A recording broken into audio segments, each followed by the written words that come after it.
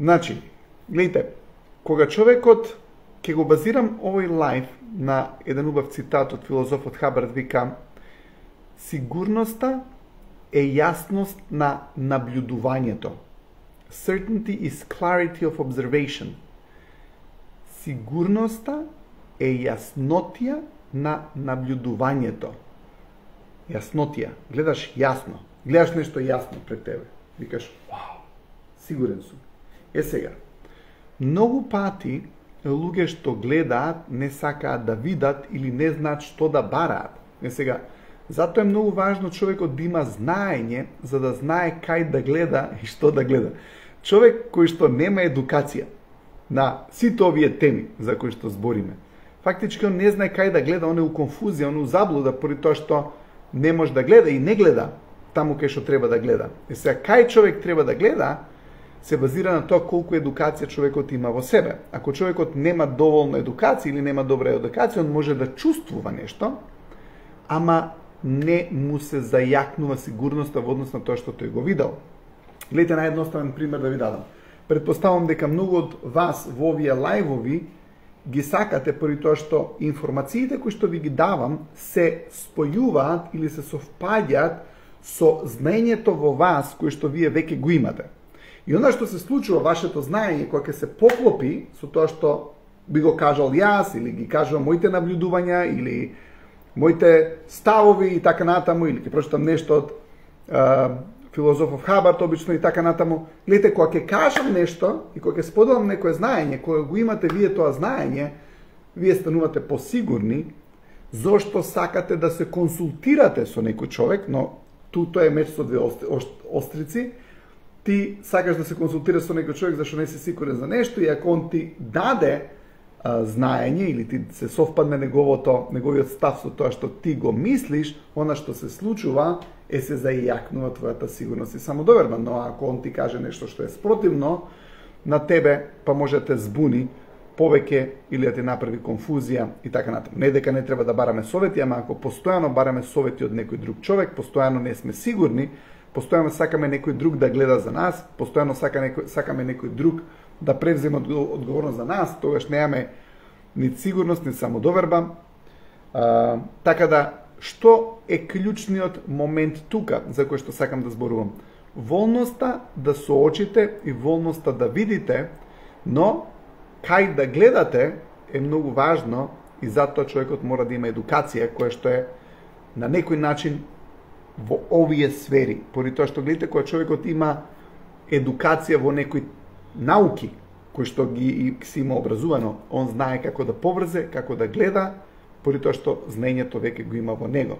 Сега, ако човекот добие знаење на овие теми, тогаш она што се случува, може да знае кај да гледа и тоа мислам дека е многу важно. Поради тоа што гледате, кога човекот почнува да акумулира даден број на знаење, прво да ви кажам една работа, имате души кои што знаат поише, имате души кои што знаат помалку. Имате души, зашто ние сите во нас имаме знаење. Имаме знаење, ние како душа знаеме, ама сакаме да не знаеме некогаш. И честопати некогаш луѓе ме прашуваат, абе полесно има на тие што не знаат, полесно има на тие што не мислат многу. Па полесно има да спекнат тоа дека не се замараат со многу работи, ама гледате, ќе ви кажам една работа, луѓе што се замараат со работи, не во смисол да прават постојано прекумерно размислување или overthinking, ама луѓе кои што сакаат да го подобрат светот, они се замараат. Луѓе кои што сакаат да ја подобрат државата, они се замараат. Човек кој што е повлечен од сферата на постоењето, повлечен е од ајде да кажеме размислувањето како да ја подобри околината, не му се замара многу. Не се замара поради тоа што повлечен е кон себе.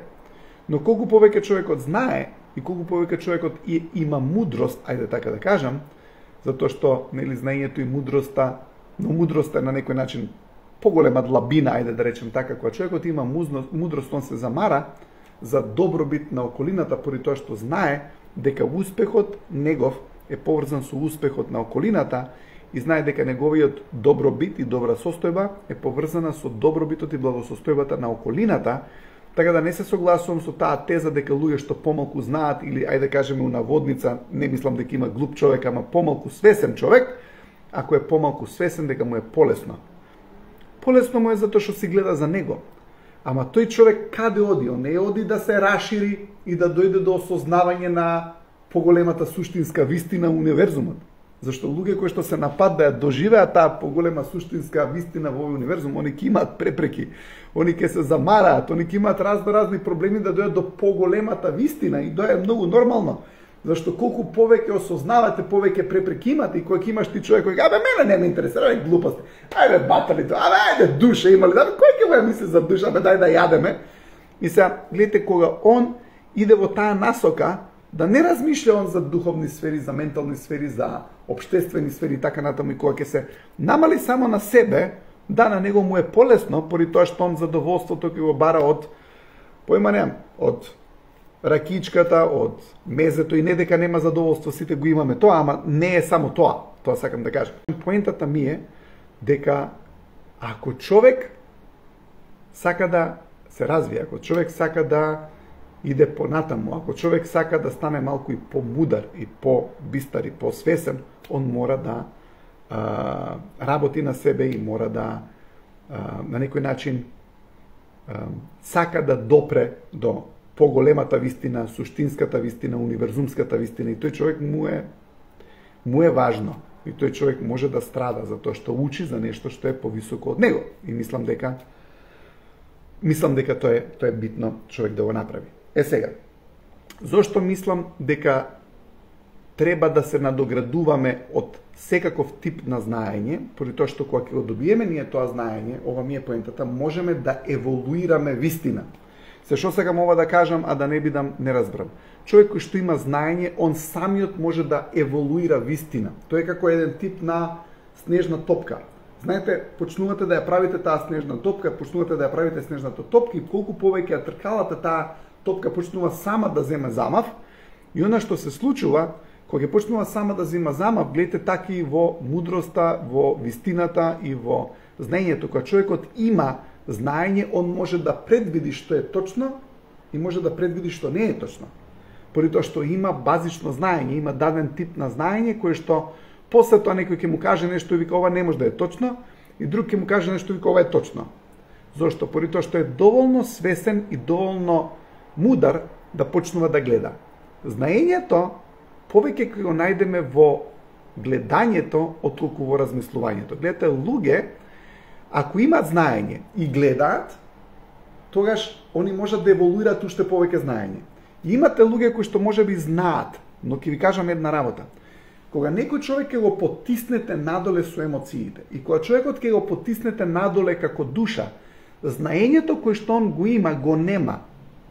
Гледате, сте видели ли дадена ситуација каде што имате некој човек кој што е негативец, некој човек кој што е деструктивец, некој човек кој што едноставно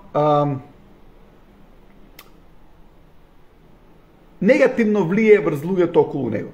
Кога имате некој таков човек кој што негативно влие врз луѓето околу него, она што се случи, кога има човек кој што негативно влие врз луѓето околу тој човек, луѓето околу тој човек не знаат. И второ, не се сигурни. Сте приметиле дека имате луѓе околу кои што не станувате несигурни? Кои се тие луѓе? Ке ве омалважуваат, ке ве критикуваат, ке ве деградираат, и она што се случува ве намалуваат. Гледате, ти колку и да сакаш можеш да имаш знаење. Можеш да бидеш многу мудар човек. Ако се поврзеш со некој човек што те смалува, твоето знаење го нема. Гледате, тонската скала на емоции, да се вратам на неа. Човекот кој што е високо на тонската скала на емоции, он може да знае повеќе отколку овој кој што е ниско на тонската скала. Тој човек кој што е ниско на тонската скала може да има повеќе едукација. Може да има овој да завршил факултет и еден, друг, 5, 10 и така натаму. Ама затоа што е толку ниско по скалата емоција, он фактички го изгубил неговото знаење, он не знае. А овој кој што е високо по скалата на емоција, он може да знае. Он може да знае како да направи бизнис, може да знае како да дојде до контакти, може да знае како да живее и како да биде успешен, поради тоа што има простор, затоа што колку повеќе простор имаме, толку повеќе знаење имаме, и колку повеќе простор имаме, толку повеќе гледаме. И фактички, затоа имате луѓе околу вас кои што се негативци и кои што се деструктивци, кои што кога ќе ве смалат, он ти вика, затоа што ти кога си смален почнуваш да мислиш. Гледате, разликата помеѓу мислењето и гледањето е голема. Човек што гледа, он може да знае. Ама човек што мисли, не знае. Човек што мисли, продуктот на мислењето е продолжено мислење. Колку човекот повеќе мисли, толку повеќе overthinking прави. Он е зачаран круг. Мисли не носи одлука, мисли не носи одлука. Се зашто не може да донесе одлука, поради тоа што ќе го кара тој што околу него, што е деструктивецот. И затоа ќе го смали толку да е мал, да станува зависен од одлуките од тој кој што го намалил, и овој кој што го намалил го држи во таа состојба каде што човекот не може да знае. Сега ако човекот одлучи да знае, гледате, одлучи да знае, затоа што човекот има, ви имате многу знаење во вас. Не сте одлучиле да знаете. Како човекот одлучува да знае? Преку храброст. Преку храброста да биде. Колку човекот е прохрабар да биде, повеќе знае. Колку повеќе човекот има простор, колку повеќе човекот го напаѓа животот преку цели, повеќе знае. Затоа што он го шири својот простор. Ширејќи го својот простор, он може да знае. Ама кога некој ќе ве стесни у мал простор, вие не можете да знаете, единствено што можете да правите е да мислите, да се нервирате, да се секирате. А зошто мислите, се нервирате и секирате? Поради тоа што ја немате способноста која што дошла од просторот, кој што вие сте одлучиле да го направите на тој начин што сте одлучиле да имате оригинален, автентичен ваш живот. Затоа што човек кој ќе одлучи да знае, одлучил да знае, он ќе има самодоверба. Кој ќе одлучи да знае, почнува да си верува на себе си. И кој ќе одлучи да знае, луѓе, никој не може да го стопира. Ама луѓето не одлучуваат да знаат.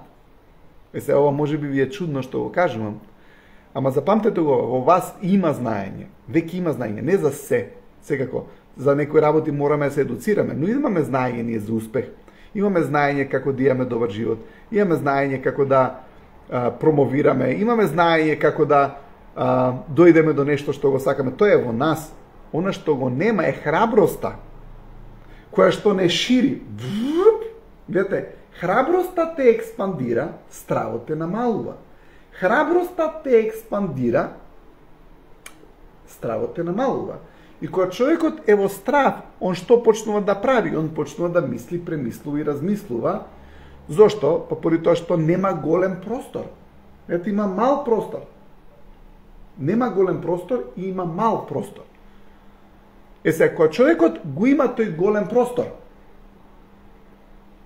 гледате, он има место каде што може прво да има работи, а кога има работи, ја има и самодовербата. И кога човекот нема работи, ја нема самодовербата. Како може да има работи ако некој ти го намали просторот? Што може да имаш? Ништо не може да имаш. Не може да имаш комуникација, не може да имаш контакти, не може да имаш искачање, не може да имаш креација, не може да имаш да прочиташ некаде, ништо не може да имаш. И ако ништо не можеш да имаш, не можеш да знаеш. Сега, ама за да имаш, мора да одлучиш да знаеш. Ти не можеш да викаш, ај дај ми да имам. Па никој не може да ти даде да имаш сем ти. Никој не може да ти даде да имаш сем ти. Ама ти за да си дадеш да имаш, прво мора да одлучиш да знаеш. А за да одлучиш да знаеш, мора да одлучиш да бидеш. Тоест, мора да одлучиш да креираш собствен живот. Мора да одлучиш да креираш собствени цели. Мора да бидеш храбар. Поради тоа што, како викаат, среќата ги прати храбрите. Ма знаете ли зашто среќата ги прати храбрите? Многу едноставно е. Зашто среќата не може да ти се протне у тој мал простор. Некој тебе те смалил. Кај можеш ти да имаш среќа, затоа што тој мал простор среќава не доаѓа. Ама ти ако го расшириш просторот, излезеш, креираш, контактираш клиенти, едни, други, трети, што мислиш дека нема да те дојде среќа? Ти си искривал среќата поради тоа што си го проширил целиот твој простор. И затоа човекот се чувствува убаво кога го има тој голем простор. Зашто прво он го проширил тој простор и во тој простор ете ти ја среќата. Ама ако некој те стави у ќошот среќава не те наоѓа. Зашто среќава е таму, 2 километри од ќошов твој. И сега ако среќава е 2 километри од ќошов твој, може би е 20.000 километри од ќошов твој, може треба да идеш во Америка за да ја најдеш, може треба да идеш во Австралија да ја најдеш, може треба да идеш во Грција да ја најдеш, може треба да идеш појма немам кај. Не викам дека треба да се иселиме за да најдеме среќата, тоа дефинитивно не го мислам дека може би сите бидеме среќни и успешни во оваа земја, прекрасна наша земја. Но моветот ние може би треба да отидеш у Неготино, може треба да отидеш у Кавадарци да контактираш луѓе од твојата работа, ако ја немаш.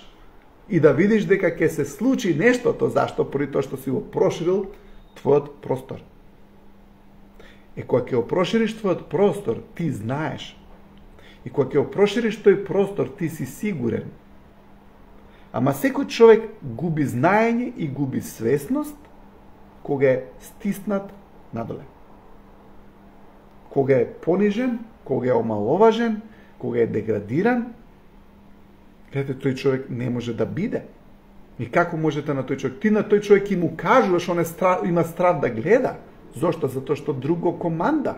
Поради тоа што он не е способен он да биде он.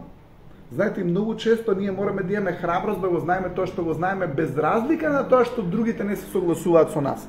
И му уште еден многу убав цитат од филозофов Хабард, вика: она што е вистина за тебе, она што си го обзервирал ти. И кога ќе го изгубиш тоа, си изгубил се. Се замислиш, ти имаш некое знаење што си го гледал. Твое знаење, си видел, знаеш дека е така. И некој ти вика: ама не е така. И се ти викаш: добро, не е така. Ама ти потајно тебе знаеш дека е така. Ама он ти вика: стварно не е така и не треба така да размислиш поради тоа што го гледаш и тоа што го знаеш, не е вистина. И ти викаш: да, не е вистина. И ти се намалуваш. Гледайте, кога ќе прекинеш да веруваш во сопствената обзервација и во сопственото знаење, ти не си реален на себе. Ајде да повторам. Кога ќе прекинеш да веруваш на својата обзервација и на своето знаење, ти не си реален на себе си. Ти стануваш затемнета топка на енергија. Твојата аура не е светла. Твојот лик не е светол. Зошто? Затоа што не живееш со вистината, затоа што немаш храброст да живееш со вистината. Сега, некои луѓе не се храбри да осознаат вистината. Имате луѓе кои што се на пат на осознавање на вистината. И не им е лесно, поради тоа што мора да учат, мора да читаат, кидат на семинари, да работат на себе едно, друго, трето. Ама тие се на патот на осознавање на вистината. И колку повеќе се на тој пат да осознаат вистината, повеќе се соочуваат со сами себе. Но колку повеќе човекот се соочува со сам себе и се подобрува сам себе, он повеќе сваќа дека, гледате, мораме да ја подобриме околината, зашто и тоа е простор. Ајде да се вратиме на првиот човек што викате, што некој ќе ми каже: еве, тој што не е свесен, што се мисли само за себе, тој е најсреќен. Тој не може да е најсреќен.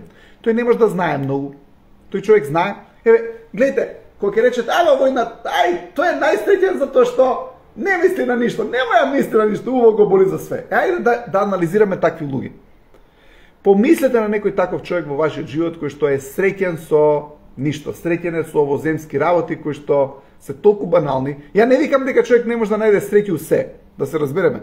Колку повеќе пак човекот е на некое високо духовно ниво, он повеќе наоѓа среќа во едноставните работи, ама неговата среќа и среќата на овој другиов кој што не еволуирал до тој степен за да го види едноставно во нешто од таа висока перспектива, гледате, но овој што му е, ајде да кажеме, што не го достигнал тоа ниво, он има еден друг тип на телесна среќа, телесно задоволство, телесни емоции и сензации. Не се вклучени духовните емоции и сензации. Затоа што, гледате, ние сме душа што има тело. Сега имате луѓе кои што не ја мислат многу и они точно е дека се среќни од наједноставни работи. Ајде да кажеме искачање и седење у кафана, пак ќе кажам нема ништо лошо со тоа, ама ајде да кажеме он го добива тоа на телесно ниво само.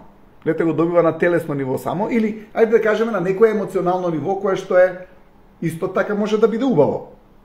Но кога имате некој човек кој што е можеби на повисоко ниво и работел на себе и така натаму, можеби да ужива во самата атмосфера, може да ужива повеќе во комуникацијата и може да ужива повеќе во темите на муабет отколку во самото јадење, например. Иако и јадењето може да...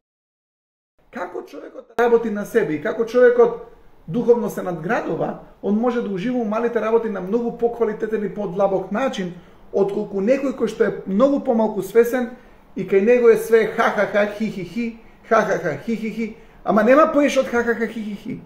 Нема, само толку е ха-ха-ха, хи-хи-хи на тема на некој виц или некој глупост и ха-ха-ха, хи-хи-хи, како поминавте, супер, ха-ха-ха, хи-хи-хи, супер, да. Не викам дека е лошо, ама, сакам да кажам, не мора да е ха-ха-ха, хи-хи-хи и човек да се скине од смеење, а да ужива, а поише да ужива. Имате луѓе кои што се некогаш продлабочено разговараат за нешто, ќе се спојат на некои теми, ќе дојдат до некоја убава мудрост, уживаат во некоја убава квалитетна комуникација, абе душата им се гали. Но овие што се хахаха хихихи, оние не доаѓаат до тој момент душата да им се разгали. Сега, кога доаѓате во тој момент, кога од едноставните мали работи душата ти се гали, тоаш е стварно убаво. Тоаш мислам дека е целосно искуство. Целосно искуство. Ама не знам дал предходно би било целосно искуство, затоа што овој човек кој што не го доживеал тоа друго ментално и духовно ниво на искуство и не му се гали душата од едноставниот муавет и од концептот на разговорот, тогаш едноставно што нештото се случува е, телото дава сензации, ама тие сензации се лимитирани. Ме разбирате? Исто така е, например, во врска со релациите. Може да имате некоја релација која што е на духовно ниво, да се поврзат двете души, да се галат една со друга, ама може да имате и телесно задоволство. Но ако се сведе некоја релација само на телесно задоволство, ама ја нема таа духовна компонента каде што душите се галат еден со друг, тогаш гледайте, не е целосно и не е комплетно нештото. Затоа што мораме да идеме понатаму. Сега, што сакам да кажам? Гледайте, ние мораме да имаме цели. Не само цели за физички аспекти, него мораме да имаме цели за духовни аспекти, мораме да имаме цели за фамилиарни аспекти, мораме да имаме цели кои што се за општеството. Мораме да имаме идеали. Затоа што тоа е се нешто кое што ни зголемува душата. А ние кога ќе зголемиме душата и простората, како ја зголемуваме? Преку одговорноста за околината, преку сакајќи да ја разубавиме околината и таа околина да биде подобра. И колку повеќе околината ја правиме да биде подобра, толку побово ние се чувствуваме, толку повеќе сме големи ние како душа и толку повеќе духовно се поврзуваме со работите кои што се околу нас. И таа компонента не може да биде занемарена. Поради тоа што тоа е убавината на животот и постоењето и тоа е тоа духовно знаење, тоа е таа душа која што знае. Но секој човек кој што има многу мудрост во себе, он знае дека не може без допринос на околината и допринос на другите луѓе да осети целосно задоволство, поради тоа што не можеш да осетиш ти целосно задоволство ако немаш целосна одговорност. Не можеш да осетиш целосно задоволство ако немаш целосна одговорност и колку си поодговорен, толку повеќе знаеш. Колку повеќе си одговорен, толку повеќе знаеш, поради тоа што самото тоа што имаш желба да бидеш одговорен, не можеш да дозволиш некој друг да те симне и да те намали. Зашто? Поради тоа што одговорноста не ти дава. Имаш одговорност за светот, имаш одговорност за околината. И кога имаш одговорност за светот, околината, за твојата земја, за твојата улица, за твојата фамилија, за твојата група на работа и така натаму, кога имаш таа одговорност, ти немаш да дозволиш да не знаеш. Немаш да дозволиш некој друг да те угнете. Немаш да дозволиш некој друг да те намали. Затоа што ако си дозволил некој друг да те угнете и намали, значи немаш одговорност. И кон себе. Ама за да имаме одговорност кон себе, прво мораме да знаеме дека имаме одговорност и кон околината.